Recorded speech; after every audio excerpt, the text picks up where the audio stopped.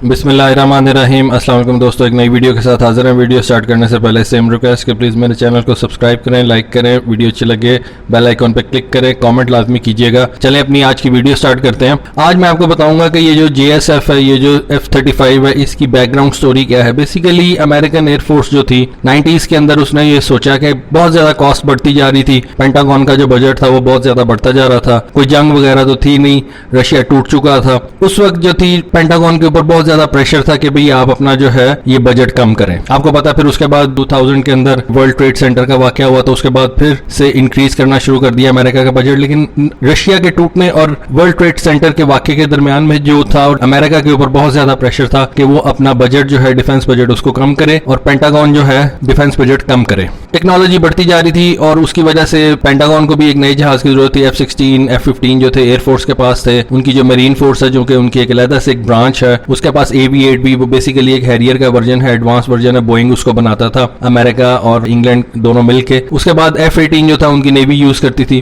तो ये जो सारे जहाज थे ये ऑलमोस्ट बूढ़े होते जा रहे थे। तो अमेरिका ने F-22 था, वो ठीक है, वो बहुत जबरदस्त जहाज था, उसके ऊपर भी मैं इंशाल्लाह वीडियो बनाऊंगा। इनको एक चाहिए था एक ऐसा फाइटर जो ऐसा strike aircraft. F-22 basically strike aircraft नहीं है, ना वो इस सोच के साथ बनाया गया था। तो उनको एक ऐसा स्ट्राइक एयरक्राफ्ट चाहिए था उसका कॉस्ट कम हो, उसके जो पार्ट्स हैं वो मतलब इन तीनों एयरफोर्स एक जहाज बने, उनके पार्ट्स एक जैसे हो, सिंगल इंजन हो। लेकिन इसमें बहुत ज्यादा प्रॉब्लम्स थी। जॉइंट स्ट्राइक फाइटर इसको बनाना था, तो जॉइंट स्ट्राइक फाइटर इजीली बन नहीं सकता था। उसके बाद कुछ यूरोप से भी डिमांड थी, कनाडा की तरफ से भी डिमांड थी, और जो एलाइज थे, नेटो एलाइज थे, तुर्की था, ऑस्ट्रेलिया था, जापान था, इसराइल है, इन सब मुल्कों की तरफ से डिमांड थी। और अमेरिका को अपनी इंडस्ट्री को भी संभाला देना था, तो उसने ये सोचा कि एक नया जहाज जो है उसको बनाया जाए जिसके अंदर पार्ट्स कॉमन हो, तीनों फोर्सेस को वो सर्व करे और उसकी कॉस्ट बहुत ज्यादा कम हो, और जो लॉजिस्टिकल टेल होती है जो कि एक नाइटमेयर है। कभी मैं इंडिया की एयरफोर्स के ऊपर भी एक वीडियो बनाऊंगा कि उसकी जो लॉजिस्टिकल टेल है उसमें क्या किस किस्म के मसले मसाइल है। एनीवे,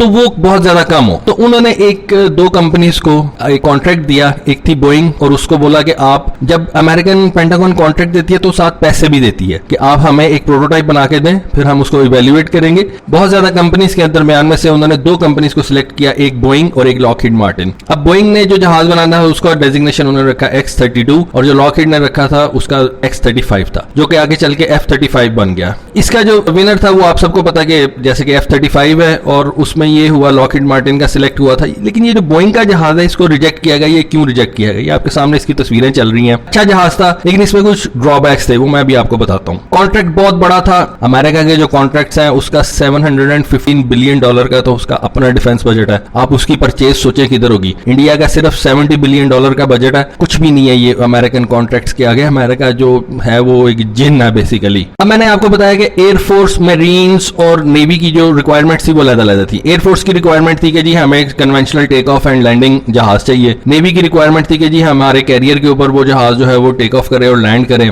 और जो मरीन्स हैं बेसिकली उनके भी ऑलमोस्ट एयरक्राफ्ट कैरियर होते हैं, वो आप उनको कह लें कि हेलीकॉप्टर कैरियर्स होते हैं। उन्होंने कहा जी हमें short take off and vertical landing वाला जहाज चाहिए। अभी यूज कर रहे थे हैरियर, AV-8B हैरियर, तो वो कहते थे हमें इस तरह का जहाज चाहिए। अब आपको पता है कि F-35 के 3 वर्जन है, लेकिन उस वक्त जो था जब ये पैसे दिए गए थे कि आप एक प्रोटोटाइप बना के दें, तो उन्होंने उसका जो है वो एक वर्जन जो था उन्होंने बना के देना था, और उसके बाद उन्होंने बताना था कि भी हम इसको अलग-अलग से चलाएंगे और इसके अलग-अलग से वर्जन बनाएंगे। लेकिन उसमें क्या मसला था कि उनके पार्ट सेम होने चाहिए ताकि पैसे ज्यादा ना लगे और लॉजिस्टिकल टेल जो है वो बहुत ज्यादा खराब ना हो, और वो जो है उसको ठीक तरीके से हम चला सकें, हमें ज्यादा प्रॉब्लम्स ना हो। अब अगर आप इस X-32 को देखें तो ये आपको नजर आएगा कि सिंगल पीस डेल्टा विंग है, और इसके भी जो थे 3 वेरिएंट बनने थे। इसके अंदर जो उन्होंने थ्रस्ट वेक्टरिंग सिंगल इंजन लगाया था जो कि बिल्कुल AV-8B की तरह, यानी कि एक सिंगल इंजन था, और वही इंजन जो था उसके 3-4 नोजल्स से जो आगे पीछे और दो साइडों के ऊपर नोजल्स होते थे, और वो उन्हीं के साथ थे। जिस तरह से हैरियर को कंट्रोल करता है उसका इंजन, उस तरह से ये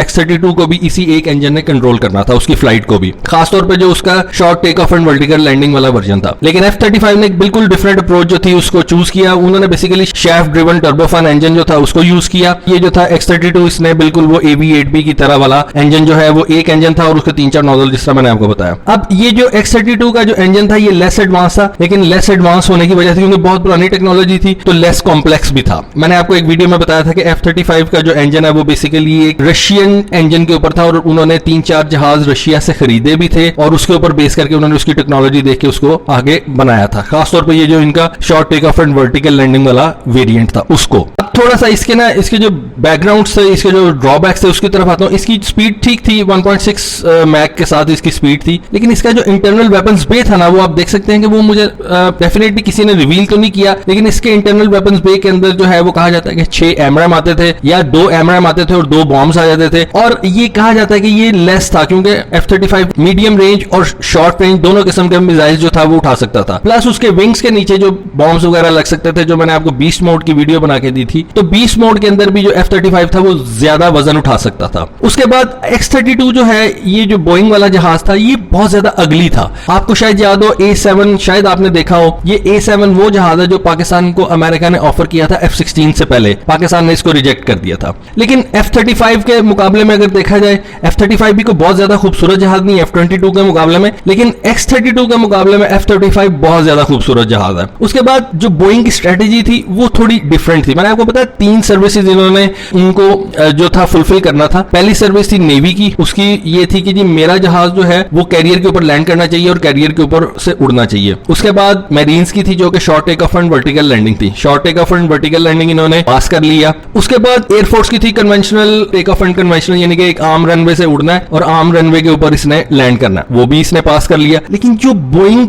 जिसमें रह गया था ना, जिसमें मेरा ख्याल से, क्योंकि ये रिवील तो नहीं किया किसी ने भी, लेकिन ये मेरा अपनी असेसमेंट है कि ये कैरियर लैंडिंग और कैरियर जो टेक ऑफ था ना, उसमें ये रह गया था। आप अगर गौर से देखें तो बोइंग का जो जहाज है उसके विंग स्पैन कितना है और जो F-35 है उसका विंग स्पैन कितना है। खासतौर पे कैरियर लैंडिंग वाला जो उसका वेरिएंट है उसके विंग्स फोल्ड भी हो जाते हैं, लेकिन इसके विंग्स इस तरह से हैं, इसके wings almost delta wing type के हैं। ये आपको ऐसा लगेगा जैसे तेजस की तरह का उससे मिलता जुलता जहाज आपको लगेगा, लेकिन ये इस तरह का नहीं है। इसका बहुत ज्यादा विंग स्पैन नहीं था। मेरा ख्याल है कि ये कन्वेंशनल टेक ऑफ में ठीक है कामयाब हो गया, उसके बाद short take off vertical landing में भी कामयाब हो गया होगा, क्योंकि लेकिन वो पुरानी टेक्नोलॉजी थी शायद उस वजह से नहीं, लेकिन डेफिनेटली ये कैरियर लैंडिंग और कैरियर टेक ऑफ के अंदर ये उस तरह से परफॉर्म नहीं कर सका और उस वेट के साथ नहीं लेके जा सका जो कि कैरियर से एक F-35 लेके जा सकता है। और पेंटागन जो था उसको भी ये जो F-35 का जो टर्बो लिफ्ट वाला इंजन था, सिंगल इंजन टर्बो लिफ्ट वाला, ये उनको मेरे ख्याल से ज्यादा पसंद आया था। और इसमें जो ठीक है रिस्क था, लेकिन क्योंकि इसमें एक शाफ्ट होती है वो टूट भी सकती है, पर उसके काफी रिस्क है, लेकिन इवन देन उनको ये पसंद आया और उन्होंने इसको चूज किया। उसके बाद अगर आप देखें X-32 की जो एस्पेक्ट रेशियो थी वो बहुत पुअर थी, बहुत पुअर थी। और उसका अगर आप ये जो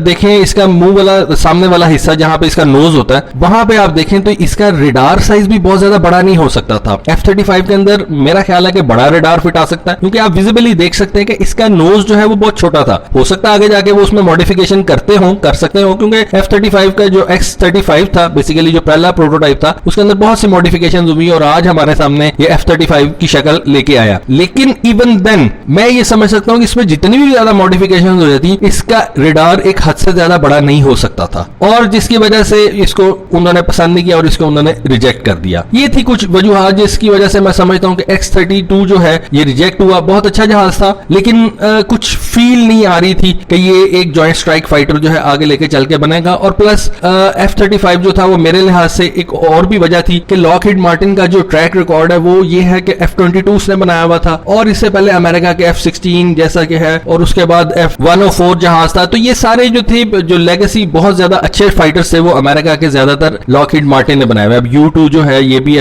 लॉकहीड मार्टिन का है, SR-71 ये भी लॉकहीड मार्टिन का था। तो जो पेंटागन है वो ज्यादा अपने आप को कंफर्टेबल फील करती थी लॉकहीड मार्टिन के साथ। तो शायद एक ये भी वजह थी कि X-32 जो था उसको रिजेक्ट कर दिया गया। लेकिन वट एवर द रीजन, 2001 में जब ये चूज किया गया तो F-35 जो था उसको चूज किया पेंटागन ने, और ये दुनिया का कहते हैं कि फाइटर एयरक्राफ्ट का अभी तक का सबसे बड़ा जो है वो कॉन्ट्रैक्ट है, क्योंकि इसने बहुत ज्यादा आगे चल के चलना है। इसने कनाडा को भी देना है, इसराइल को भी देना है, सारे यूरोप को उन्होंने देना है ये जहाज, साउथ कोरिया, जापान और ऑस्ट्रेलिया और जितने भी ये जो है, टर्की से तो अब उनके मसाइल और हो गए, लेकिन ये जितने भी हैं इनको देना है। और ये काफी ज्यादा जो है आने वाले दिनों में, आने वाले वक्तों में ये F-35 जो है इसकी बहुत ज्यादा प्रोडक्शन होगी और इसकी बहुत ज्यादा सेल होगी। तो एक बड़ा प्रोजेक्ट था, लेकिन बोइंग इसको नहीं पकड़ सका और बोइंग के हाथ से निकल गया। लेकिन जहाज ये आपके सामने था, बहुत कम लोग इसके बारे में, अब जो नए खासतौर पे जो यंग लड़के हैं वो इसको इतना नहीं जानते, तो सोचा कि इसके ऊपर वीडियो बनाऊं, लोगों को बताऊं कि ये F-35 के मुकाबले का जहाज था, लेकिन इसमें कुछ ऐसी प्रॉब्लम्स थी